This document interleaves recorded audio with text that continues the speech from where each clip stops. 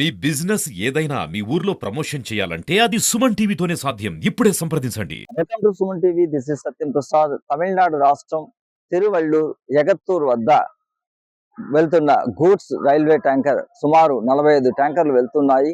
ఈ diesel tanker లో ఒక ట్యాంకర్ లో అగ్ని ప్రమాదం ఆదివారం వేకువజామున చోటు చేసుకుంది.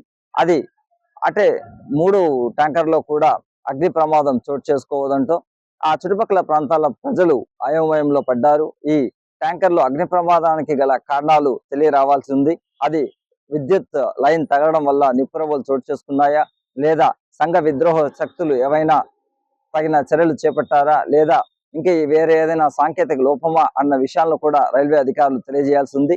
మొత్తం మీద అక్కడ స్థానికంగా ప్రజలు దీన్ని సమాచారం ఇవ్వడంతో రైల్వే అధికారులు సంఘటనా స్థలానికి చేరుకున్నారు. ఇప్పటికే చెన్నై నుంచి కూడా డిఆర్ఎఫ్ బృందం కూడా చేరుకొని దాదాపు 15 ట్యాంకర్ల ద్వారా ఈ మంటలను ఆర్పే ప్రయత్నాలు అయితే చేస్తున్నారు. దట్టంగా పూర్తి నల్లగా ఆ చుట్టుపక్కల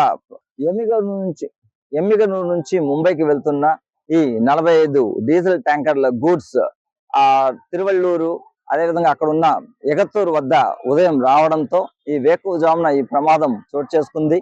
ఈ చెన్నై నుంచి కూడా ఆర్డిఎఫ్ బృందాలు కూడా దాన్ని 15 ట్యాంకర్లతో ఆపే ప్రయత్నాలు అయితే చేస్తున్నారు.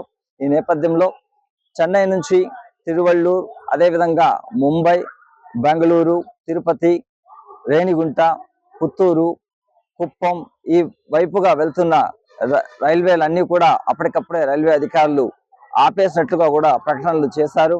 ఇప్పటికే తిరుపతి నుంచి, పుత్తూరు నుంచి కూడా, రేణిగుంట నుంచి తిరువళ్ళూరుకు వెళ్తున్న ట్రైన్లను కూడా ఆపేశారు.